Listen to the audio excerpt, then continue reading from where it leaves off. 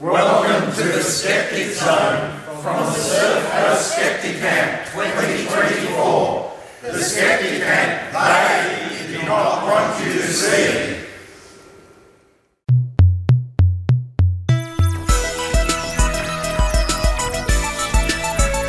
Welcome to the Skeptic Zone, the podcast from Australia for science and reason.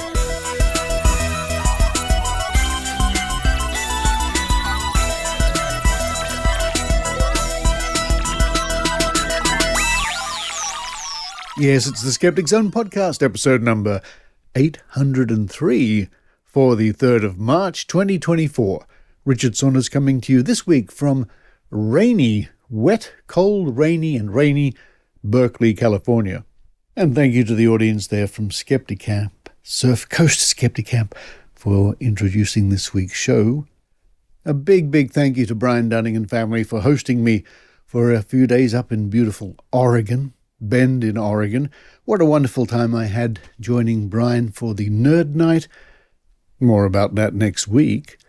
And a live cross to Skepticamp, Surf Coast Skepticamp in Australia, which kicks off today's show. The recording Brian and I made live to the audience there at Aries Inlet is the first segment on today's show. You'll hear about the reason why Brian and I got into skepticism, about our podcasts, Skeptoid and the Skeptic Zone, and some of Brian's movies. Following that, it's the Australian Skeptics Newsletter, written by Tim Mendham in Sydney, read by Adrienne Hill in Calgary, Canada, from Skookum Studios, this week, with a special guest in the studio. Stay tuned. Then to round off the show, back to the Trove archives, as we always do, and we continue. I think we wrap up our series just lately on psychics, clairvoyants, mystics, fortune tellers, astrologers, that sort of thing. Very exciting news for us in Australia is that Ben Radford, the famed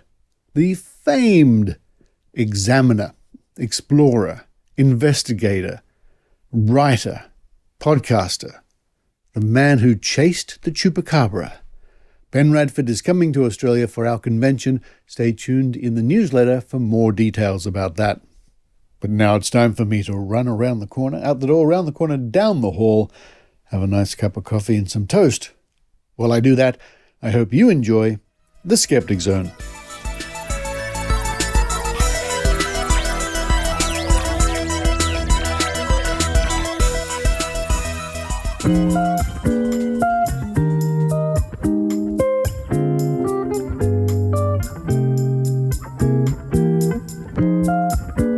Not long before this podcast came out, Brian Dunning and I had the pleasure of appearing live via the internet, via the video, to Skepticamp at Aries Inlet in Victoria, along the Great Ocean Road.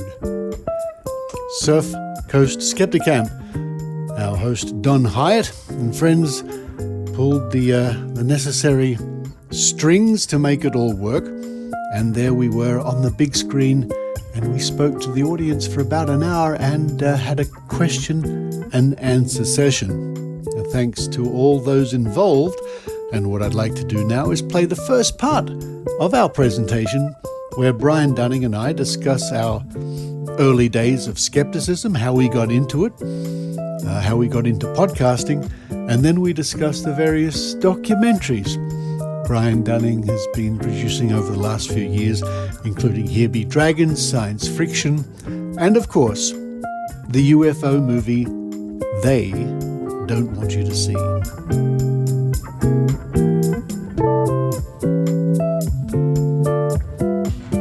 Sorry. Here they are, direct live from Oregon, USA, ladies and gentlemen, Brian Dunning and Richard Saunders. Yeah, cheers. Well, thank you, Don, very much. And hello, everybody, in beautiful Aries Inlet. I have the warmest memories of appearing at Skepticamp there just before the pandemic. And my dear friend Michelle Biggersmar is with you today. And together with Michelle and Steve Roberts from Melbourne, down the back of that very hall, there she is. Down the back of that very hall, we conducted a test of the premium wine card, which was a wonderful afternoon of all the guests drinking little glasses of wine to judge whether a pseudoscientific device could make that wine taste any better. I've come up to visit my friend Brian Dunning up here in Oregon, and that, as we were saying, that's the snow from just outside Brian's door at the moment. There's some scattered snow around. And what we'd like to do is we're going to tell you a little bit about our life in skepticism and what we do and how we got here. So to begin with, Brian, let me ask you, what led you to become involved in the modern scientific skeptical movement? For me, it was initially just a hobby. I went to school I could, if you ask me what I do for a living, I tell people I'm a science writer. That's my best description. But I came into science writing not from the science angle like most of my colleagues, but from writing. I actually went to school at UCLA's Writing for Film and Television program. And I worked there for a few years, and then I didn't like it, and I had a minor in computer sciences, so I worked in that industry for a while. And then when podcasting came out, 2006 or so, was when I first started listening. It was this amazing convergence of all of my interests. It had the entertainment angle, it had the tech angle, and it had the science angle, which all of the things that I loved. And I first heard a couple of podcasts. I think the first skeptical podcast I heard was Skepticality. Yes. Remember that? Yes, a very early podcast. Yeah, yes. Very early podcast. And at the time, you had to do 5 podcast episodes to get listed in iTunes. And so I just took 5 topics that were kind of pet peeves of mine. I didn't know anything about the skeptic world. But I made a podcast of 5 episodes. It was really popular, which was easy at the time because there was only 2,000 podcasts in total that existed. Imagine that. Compared to 4 million now. So it was kind of easy to get a head start in those days. And it just grew from there. After about 2 years, I had to cut back my work hours because it was taking up so much of my time. 2 years after that, it became my full-time job. 2 years after that, we incorporated it as a nonprofit because a lot of our support and a lot of our interest was coming from teachers and educators who were using the podcast in class and things like that. I said, oh my God, I need to start taking this more seriously. And it's just grown from there. We try to always be working on a documentary film. We've made a number of movies, video series, web series, audio podcast series. We've got a version of Skeptoid that's 1 hour that's going out on national public radio shows right now. We're working with a new podcast with a whole different set of hosts. So we're a small team here at Skeptoid Media, but we're pretty darn busy, and it beats the hell out of working and whatever else I was doing for a living all those years ago. Been doing it 17 years now. So I'm just very, very fortunate to have been able to make a career out of this. Oh, there's some dogs that live here. Ignore the dogs. They're very friendly dogs.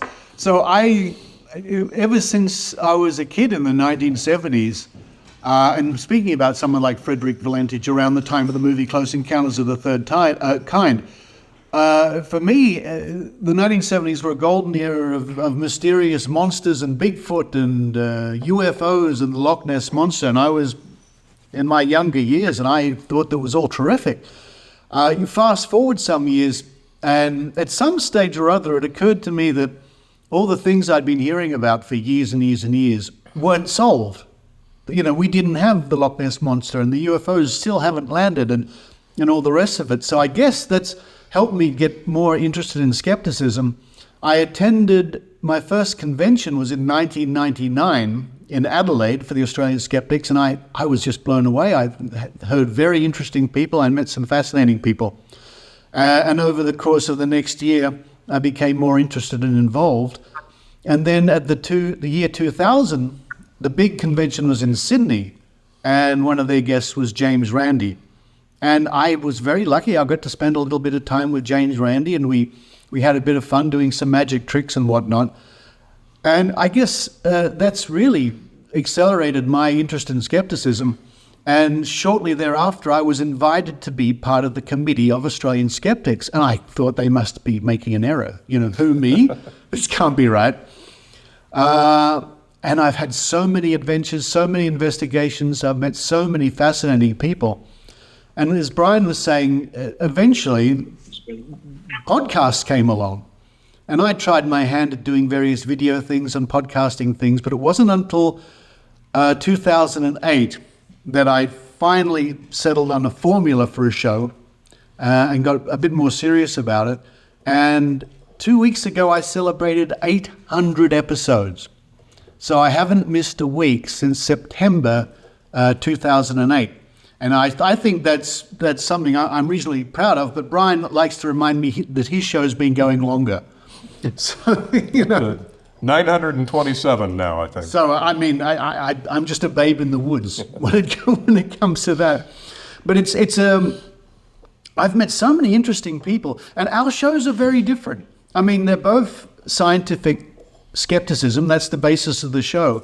Whereas Brian's is a short, concise show about one topic every week. Mine is a longer show with segments, with interviews, with investigations, with Maynard, of course.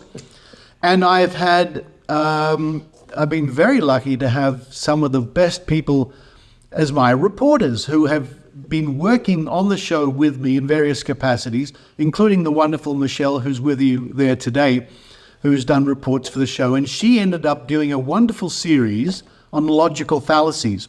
And if you go to the Skeptic Zone website, skepticzone.tv, there's a link and you can hear Michelle explain, I think it's, Michelle, if I'm not wrong, 40 different logical fallacies in little concise lessons, if you like. Both our shows are heard in all corners of the flat earth. They really are. We get messages from everywhere, from Norway to African countries, to you name it. People in the far-flung reaches of Canada or whatever. It always fascinates me, the reach. You must get that. You must get strange emails from strange places. So the best are when it comes from a submarine or from a tank. I've had both of those. A tank? Yeah, I have nothing from a bomber in flight yet, but tanks and submarines, yeah. But it's also nice to think that, we put in the effort each week for the show and it goes out to the world. And I always like to imagine there are people walking the dog, they're doing the dishes, they're driving long distances. And every week they look forward to the familiar voices they know. And people get to know our voices. In fact, you've probably discovered this when you meet people at a convention or something for the first time. They're a little bit taken aback. It's not quite what I mean. To hear the voice they know coming out of this face. You know what I mean? I always get, hey, I recognize that voice, and then someone comes up from behind the crowd to find me. They heard my voice. Yes. Recognized me from that. The strangest one of that, the occurrence of that was only 6 months ago in San Francisco. I was taking part in an origami day because I do origami. I write books on origami. And I was folding origami for people coming along in San Francisco. And somebody comes up who was there for the origami says, "I know your voice. Are you Richard Saunders?" So they were quite surprised to have their podcaster doing origami at the origami day. So that's, I mean, for all the hard work we put in, there are wonderful moments of surprises to us. You don't know these things are going to happen. And I guess it's good for us to know that there are people listening, right? Yeah, I mean, you spend most of your time, in isolation in some studio somewhere in the world, and you don't actually ever really encounter any of your listeners. In fact, for as long as I've been doing the show, and even making a living, and even having a whole company supported by it, we're 4 people, but it's better than 1. I very rarely get direct feedback on episodes. Yeah, this is true. I could put an episode out and I don't hear a peep from anyone. And, 200,000, however many people heard it, and I get nothing back. It's like, am I just shouting into the void? Hello? So it's nice to have human contact once in a while. But we do. I mean, I get complimentary letters, and more than the ones who would contact me saying you're wrong and we don't like you and you shouldn't be doing that. So I think that's the nice thing. But let's move on to a slightly different topic, because both Brian and I, far more Brian than I, but we have both done documentary films. I've done a couple of documentary films. I did one on water divining. I did one 10 years ago or so about vaccinations, and they're on YouTube. But Brian has excelled lately. You've probably been hearing about the UFO movie They Don't Want You to See, which is Brian's latest movie. But you started with a wonderful home production. Oh my God, yeah. Called Here Be Dragons. My first film, I mean, I hesitate to even call it a film. It was a YouTube video. This was in the early days of the podcast. It was back in 2008. And I took 2 weeks off. I set aside $2,000 and I wrote up the script, and I went out and filmed it all myself with a tripod, no crew. And then just edited it all myself in iMovie and put it up on YouTube, and that was Here Be Dragons. Here Be Dragons. And which I'm horrified to watch now because the production value seems so amateurish. But the content is good. But the content's good, yes. I watch it now, and I'm horrified to push start and play, and I watch it on the TV, and I'm like, actually, this is pretty darn good. It's not bad. I do wish I could put it into some modern editing software and bring it up a little bit, but it is what it is. It's a time slice from history. Yes, and it's still enjoyable, and it still has good lessons. Yeah. So you went from that. It was 9 years until we made the second film, Principles of Curiosity. And what's that all about? So that was intended to be basically just kind of an update. It's an introduction to critical thinking for students was the idea. So it was designed to be 40 minutes long, so that teachers can play it in the length of a classroom. It comes with educational materials, and there's lesson plans for, I don't know what you call it in Australia, but it's junior high, high school, and college. Primary school, high school. Okay. Yeah. So and we had a fantastic film crew for that. So it was all professionally shot and professionally edited. We had the music score was recorded in Romania. Was it really? I think so. Yeah, a lot of the European symphony orchestras, they'll stay late and they'll do scoring work for American cinema because they're inexpensive and they're very, very, very good. So that was really fun doing a scoring session remotely from LA. We were at the studio in Los Angeles, and we had this satellite connection to the scoring to the symphony. Wow. Anyway, so the film was scored there, but it was. It's a great, very slick piece. Very nice movie. And then the next two movies that we did were full-length feature documentaries, and those are both on all the streaming services. And you can buy them and rent them on Amazon Prime and Tubi and everything else. Well, of course. In my notes, I was writing down your videos. But to me, one of the most important documentaries is the science friction. Yeah. And science friction, folks, if you haven't seen it, it's on YouTube. Is it on YouTube? We did finally put it on YouTube. Yeah, it came out in 2022, and so it's had a run on streaming services. As independent documentary films are not going to make a lot of money. But if they can make a little bit and make a few $1,000s back for the nonprofit, great, we'll take it. So you let it run on the streaming services, and then we just upload it to YouTube. Since we are a nonprofit, that means we're mission driven, we're not profit driven. So accomplishing our mission is to just get a lot of eyeballs in front of our products, to let people watch our movies. We don't need to make money from them, but we do want people to see them. So we just threw it up on YouTube so anyone can watch it for free now. And it's a really interesting documentary because what it does is it exposes the tricks used by TV producers to make scientists say virtually the opposite of what they want to say. And it makes the producers will twist it and edit it so the scientists are saying something which is sensational, or what the producers think the audience want to hear. Why, yes. Scientists do believe that aliens built the pyramids. Yes. So that's worth looking up. It's called Science Friction, and I recommend that to you. But of course, the big one at the moment, the movie that's getting a lot of attention from the UFO believers. Oh boy, the UFO movie they don't want you to see. What brought about this movie, Brian? So after we finish Science Friction, part of our charter is that we're always working on a documentary film, and so I was like, what should we make a movie about next? And we're talking about it internally. And I literally just put on Twitter, what should I make our next movie about? And UFOs was the most popular answer. So it's not that I'm the obsessed UFO guy or anything. This was just the next topic that seemed to make the most sense for us to attack. So the idea is we make a movie that is nominally about something that is popular so that a lot of people will tune in to watch it. And then we put in that Trojan horse secret payload of skeptical content.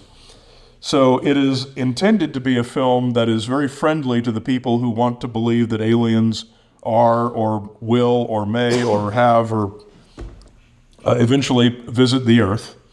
And the idea is to teach them as much astrophysics and astrobiology as we can in layman's terms. And not condescending. Yeah. It's not condescending at all. It's just, here it is. Yeah, as a matter of fact. Yeah, so that's what that movie is. It's a lot of fun. We had a hell of a great time making it. It's a slick production, folks. It's the talk of the community at the moment because it's a really interesting documentary. Brian has been winning categories in film competitions with it.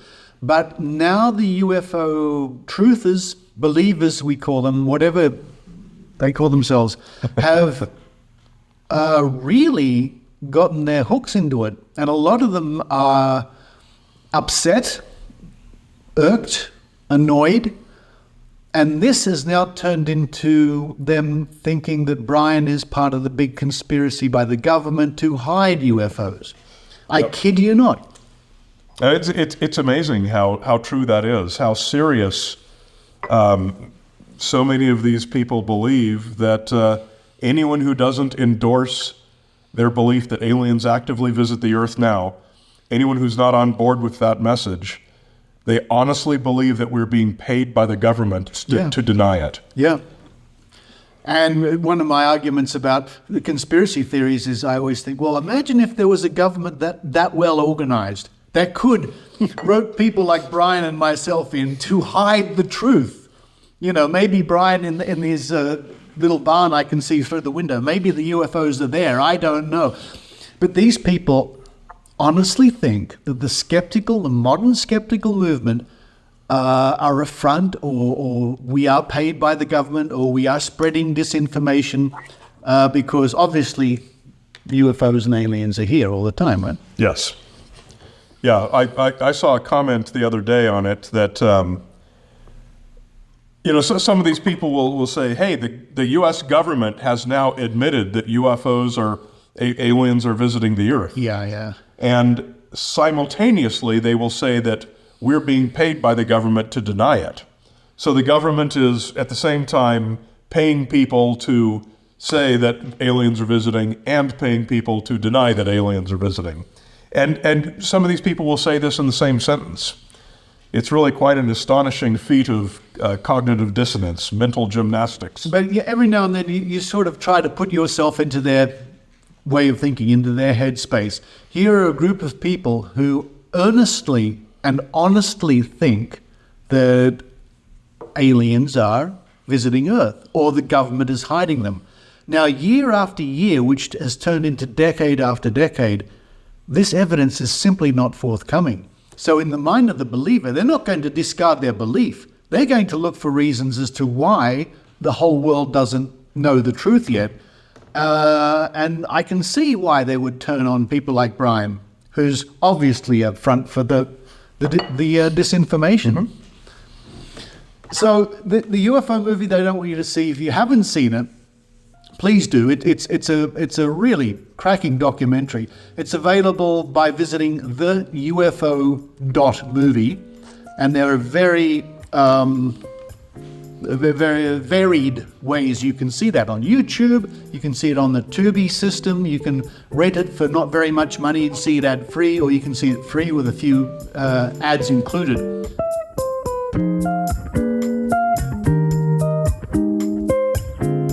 Once again, a big thank you to Don Hyatt and the crew, the team there who put all this together, and for hosting Skepticamp and the wonderful Aries Inlet. In fact, the last Skepticamp I attended was that very one just before the pandemic.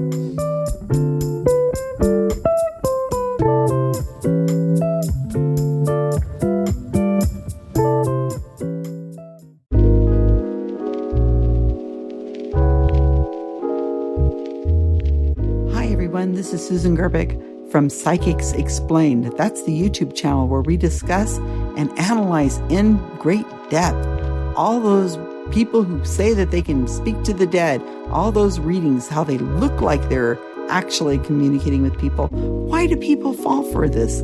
There's a reason. It's much more complicated than you would think. Come to my channel, watch our videos.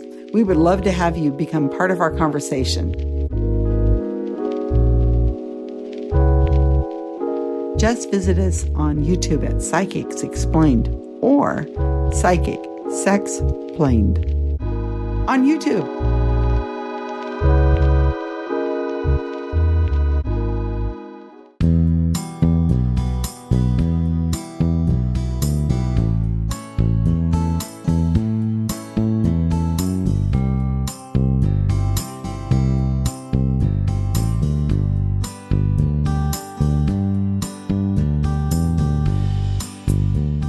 Hello, this is Adrienne Hill from Skookum Studios in Calgary, Canada, to read the highlights from the Australian Skeptics Newsletter. This is newsletter number 192.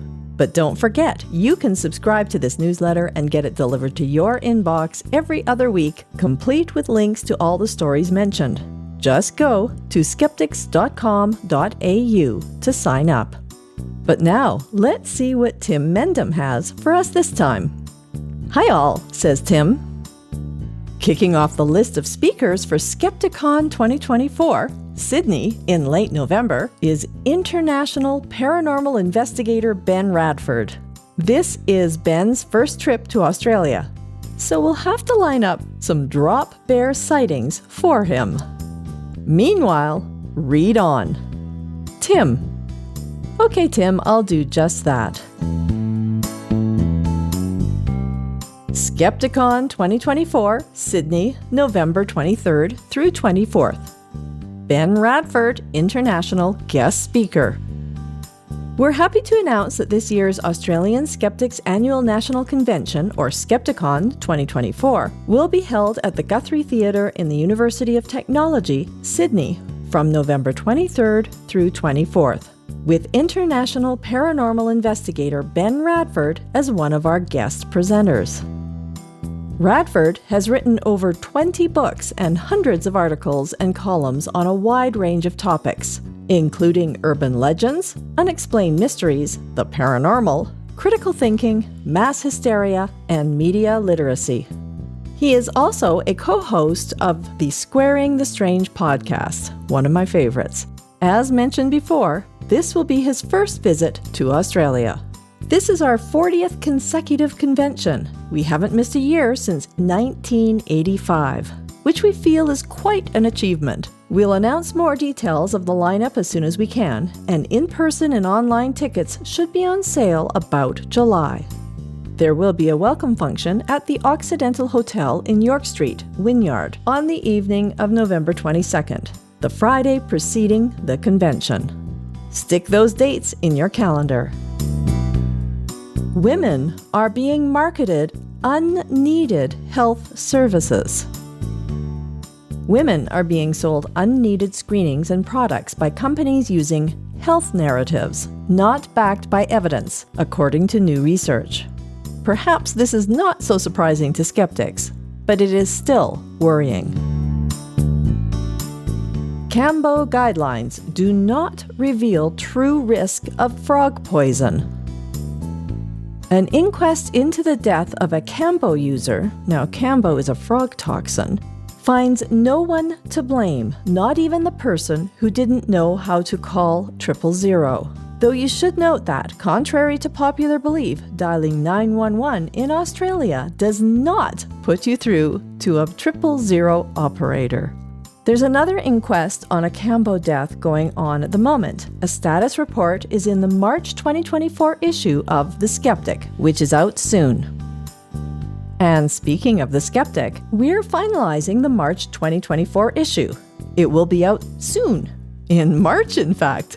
But in the meantime, the December 2023 issue is out and about. It looks at some famous or infamous UFO and haunting claims, including an in-depth look at the recent "I've not seen dead alien bodies, but I know they're there" kerfuffle, plus a lot more. New subscriptions start with the next issue, but you can also order a copy of the most recent one as a treat. If you haven't subscribed yet, now is the time to do so. You can sign up for a hard copy or digital edition, or both, since the digital is offered free to those who take up the hard copy version. Contact the editor at editor@skeptic.com.au if you're not sure if your existing subscription needs renewing. Items of interest. What does heaven look like visually? I've wondered that myself a lot. That's their heading, so off to a great start with the tautology. And then it's downhill into Barbie land with psychic Bonnie Page. Quote, "I have learned that not only do we play sports or participate in card games, but we might even be watching our favorite shows on TV. And we also, many times, have jobs. They would not be jobs that were not our passion or your calling, but rather jobs that would be of service to someone here on Earth, and you would feel passionate about it." End quote. I really like mowing the lawn. Is there much call for that in heaven? Ed and Lorraine Warren's net worth. It's apparently $10 million, which doesn't seem a lot for a lifetime of chasing demons. And a strange gushing story for a website called Investor Times. Any futures in the ghost market? Stop seeking scientific proof in ghost hunting. Higgipop, normally a pretty reasonable site for a paranormal pop culture endeavor, is having a bit each way on ghost hunting. If you can't prove real things are real, then say they're unreal, and that should do it. Quote, "By framing ghost hunting as a more personal journey, it might be possible to engage with the paranormal in a way that is both deeply meaningful and respectful of individual experiences." End quote. Thai students provide ghost-free certificates. 2 students from Thailand came up with a clever business idea. They spend nights in troubled houses and apartments to make sure the environment is free of ghosts and paranormal energy. Or it would be entrepreneurial if they actually had some customers. But apparently, there's a lot of interest, but sadly, no business. Signs your dog has psychic abilities. As in, they know when it's time for walkies or din-dins. They're also clairvoyant and mediumistic. This story was promoting National Love Your Pet Day, which was last Tuesday. So we hope you gave Rover or Tiddles or Tweety a hug, even if only psychically. It's the same to them. I definitely give my Jewel a cuddle every day, but usually not psychically. Psychic helped chicken lay eggs. More pet psychics. This time, Beth Lee Crowther explains, quote, "Being able to talk to animals in my head means I can help find missing pets and tackle behavioral issues," end quote. Yes, well, she can also help a dog who only turns left, a friendless ferret, even a hen with PTSD. The same one who can't lay eggs? You might be surprised to know she's plugging a new talk show, the first episode of which has a camel with the hump. Their joke, not ours.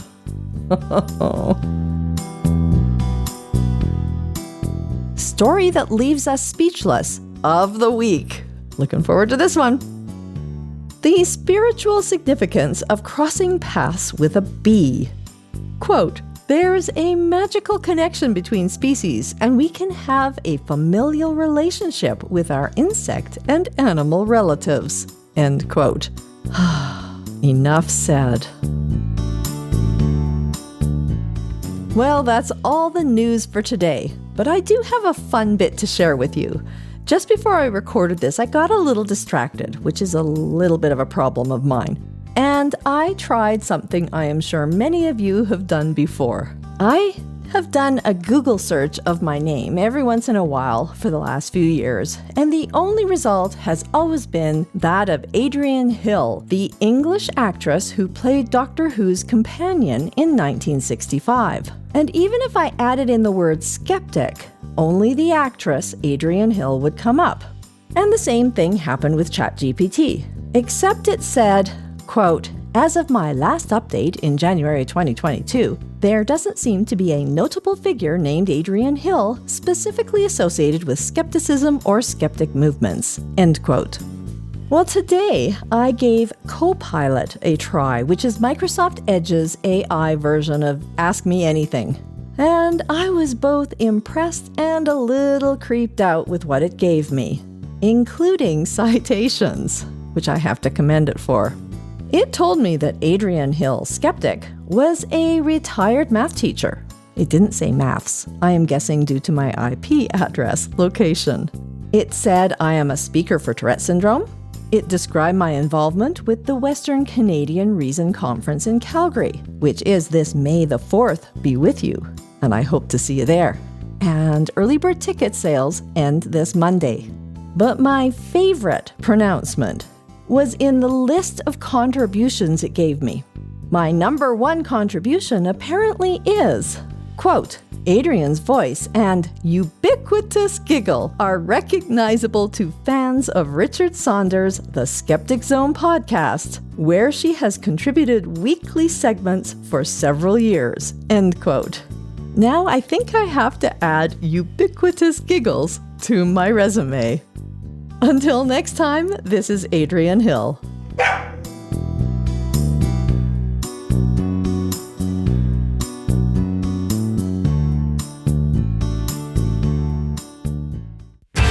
It feels like every family has one.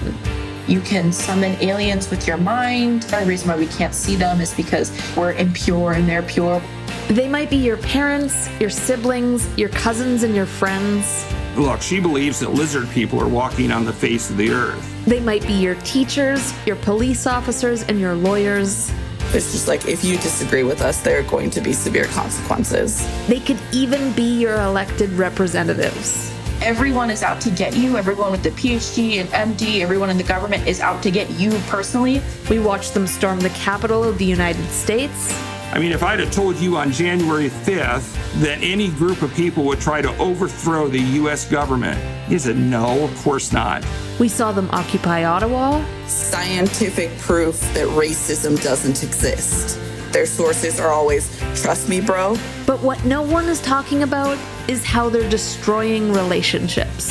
I don't think people realize how damaging it is to families. They are QAnon, and these are the stories of the people who love them.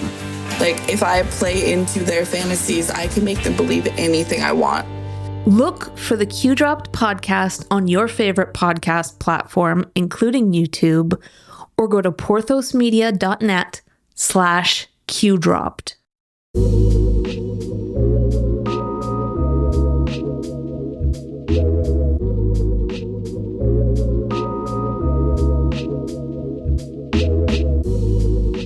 Now it's time once again to go back to those lovely digital archives and not so digital. I don't care where they're from. I'll look anywhere.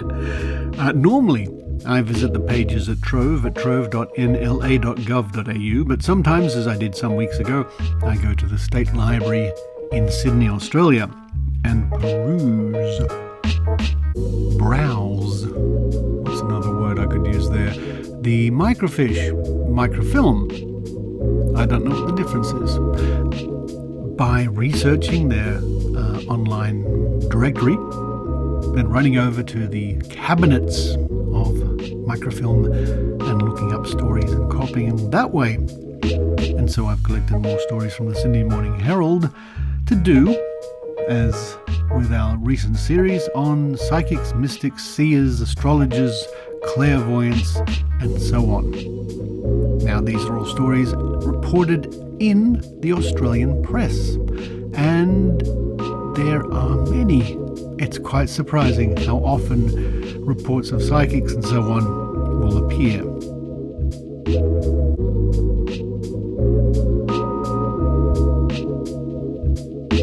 And so we look in the year 1979 on the 29th of July, and this story involves a Dutch clairvoyant who we have covered in the show and I have written about in the Skeptic magazine, the magazine from Australian skeptics, some years ago. Gerard Croiset, who was flown to Australia in the late 60s to look for the missing Beaumont children. And as I said, this story has been covered on the show before. If you're interested, I'll add a link in this week's show notes so you can hear my report about this Dutch clairvoyant and his, what shall I say, his fruitless search, his tying up police time, a waste of time, false hope. I think you get the idea. So roughly 10 years after that fiasco, we have this report. Interview with clairvoyant. The Dutch clairvoyant, Mr. Gerard Croiset, had a half-hour meeting yesterday with Mrs. Barbara Mackay, widow of the anti-drug campaigner Mr. Donald Mackay, who disappeared a year ago. After the meeting at the Mackay family's business in Griffith, Mrs. Mackay's only comment was that she had paid Mr. Croiset the same courtesy she would to anyone who visited her. He also spoke with Griffith Police. He said afterwards that he had given them certain information on which they might be able to act, but it did not include a possible location of Mr. Mackay's body. And that sadly, Donald Mackay's body has never been found. But again, here we have a case of we can only think that this man was well-meaning, but a waste of police time and possible false hope to the family. And I find it interesting that we live in a society which glorifies people who claim to help the police using magic powers, giving them media attention and even TV shows. Now we have a report again in the Sydney Morning Herald on the 19th of March 1984, and it seems to be the newspaper section of the paper. Pick of the day, it says, and there's a little side column here which lists various shows of the day and a little summary, and right at the top, Great Mysteries of the World 7 on Channel 7 at 5 p.m. Leonard Nimoy investigates the mystery of the Shroud of Turin. Is it a genuine holy relic or a clever fake? And then on to Africa. How has an isolated African tribe learnt so much about the stars and extraterrestrial beings? And I imagine that was simply a repackaged couple of episodes of In Search Of. Ooh, also in 1984 we could have enjoyed an episode of Magnum P.I. Nevertheless, getting on to the main story, we have a picture here, two pictures, Richard Sterling and Athena Starwoman, both of whom are now deceased for some years, I think. Jury, and that's spelled D-R-U-R-Y, referring to Neville Jury, who as features in the story, leaves the stars issues to the astrologers. Actually, it just says jury, but if I say his full name, it makes more sense in the title when I read it out.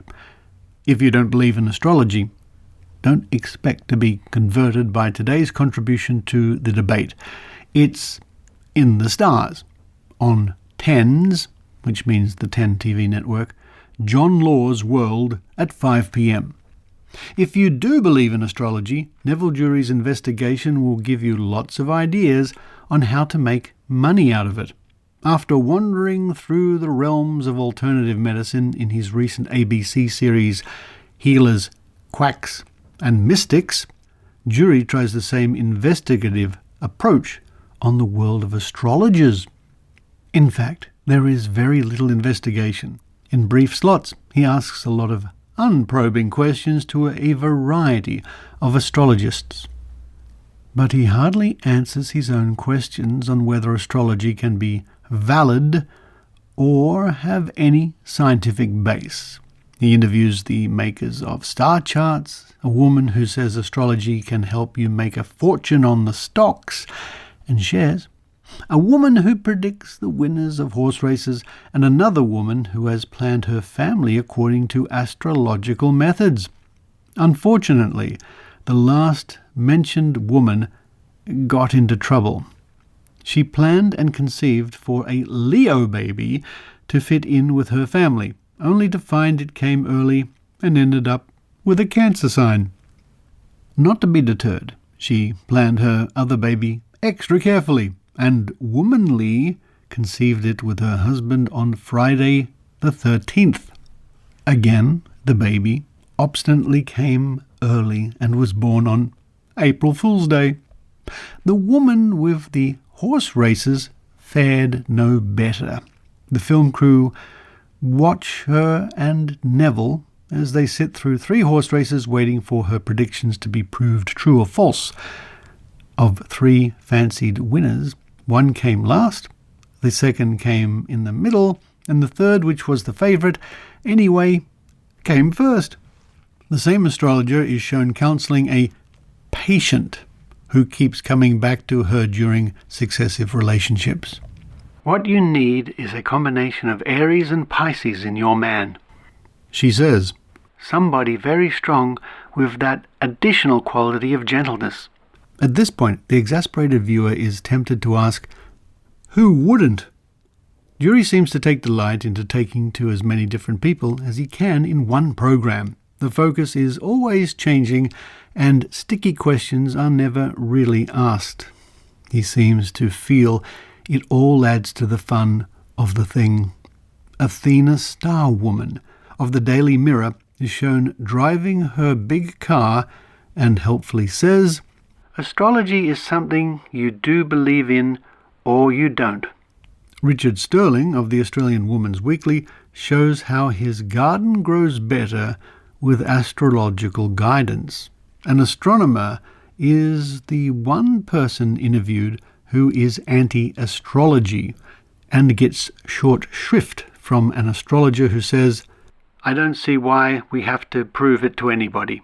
This program certainly won't prove anything either for astrology or against it.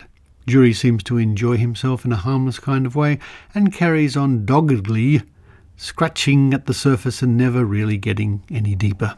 Maybe that's a characteristic of his Libra star sign.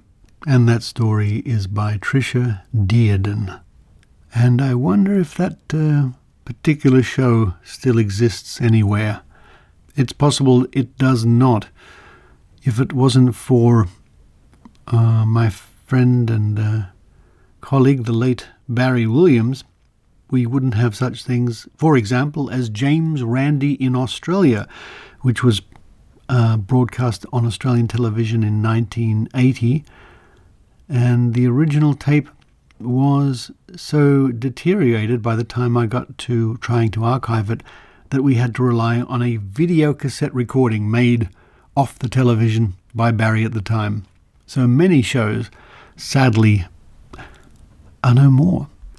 And finally, in a related topic, sort of, ghosts.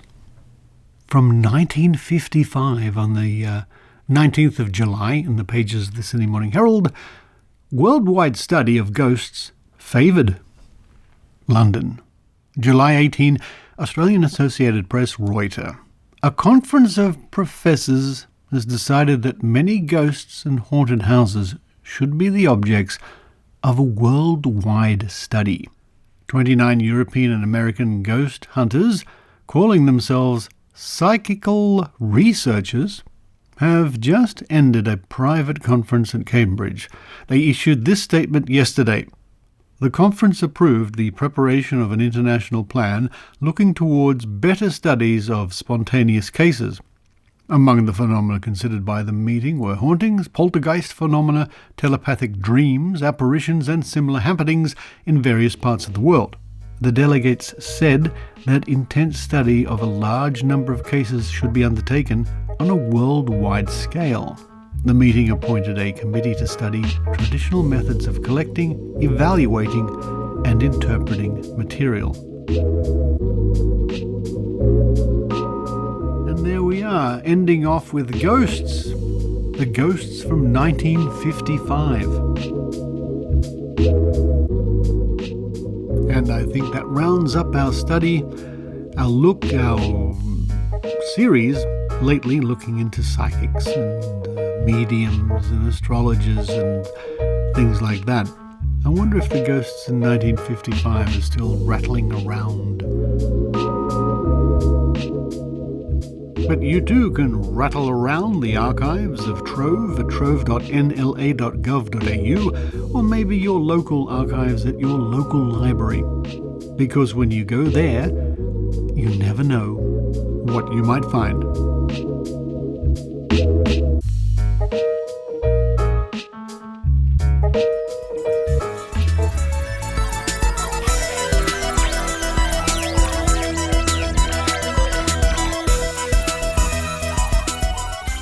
Thank you for listening to the Skeptic Zone podcast, recorded on my new microphone. Susan Gerbic, it was worth every cent. And I get no kickbacks and no special favors, no freebies, no nothing from the Zoom microphone people. Not the Zoom video conferencing, but Zoom make a range of microphones and other devices I've been using for some years. And I've just taken possession of their latest model, the Zoom H1 Essential, which records in 32-bit float. And so far, I can let the Zoom people know I'm mightily impressed. Of course, Susan is face-palming right now because in a few months I'll be telling her about my new microphone, whatever that may be. Speaking of Susan Gerbic, I think I might chat to her again soon. She was the subject, or she was mentioned on AM Coast to Coast, a well-known conspiracy theory woo-type radio show here in the United States, because people are still upset about guerrilla skepticism on Wikipedia. I heard a little bit of the broadcast, and what's staggering to me is it's so wrong. It misses the mark. I guess, taking a step back, the show is for entertainment. So getting the facts right isn't terribly important, I guess. Anyway, I might chat to you soon, Susan.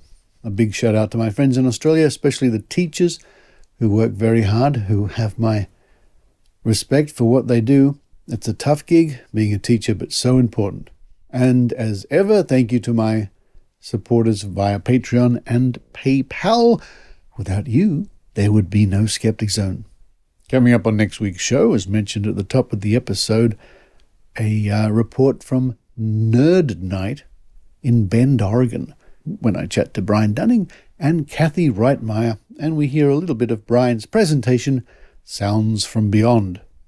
Also, I hope to bring you some of Sydney Skeptics in the Pub in the next episode. But for this week, this is Richard Saunders signing off from Berkeley, California.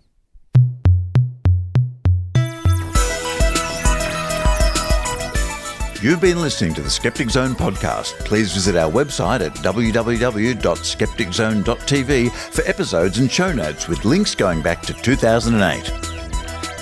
You can follow the Skeptic Zone on Facebook, X, TikTok and YouTube by clicking the links at our homepage, together with links to support the show financially via Patreon or PayPal.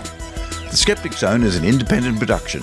The views and opinions expressed by our guests are not necessarily those of the Skeptic Zone podcast or any other skeptical organisation.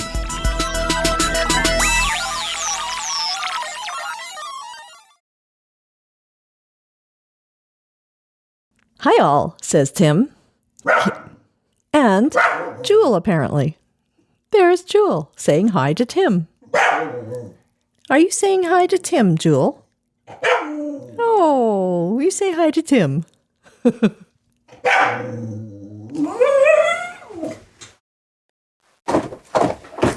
Where? I can't find my die. My 10-sided die. This is not good. Hello to all those people who listen after the music for the Easter egg. I'm going to roll a 10-sided die, but I haven't got one. It's here somewhere, lost in my backpack or my suitcase, or I don't know where. So, I think a few weeks ago I used the Google Mini to roll a die. This week I'll use Siri. Here we go. So I'm going to have it roll 3 or 4 times. And it's up to you to see if you can guess what numbers, using your psychic powers or whatever, are going to come up. Here we go. First number coming up. Rolling. It's 2. 2. All right, first number this week is 2. Let's try it again. Rolling. 1 this time. 1. Let's try the last one. Rolling. 9 this time. 2, 1 and 9. And let's do a supplementary. Let's make it out of 30. Here we go. Okay. 3. 3? Well, I guess it's random, as much as it can be.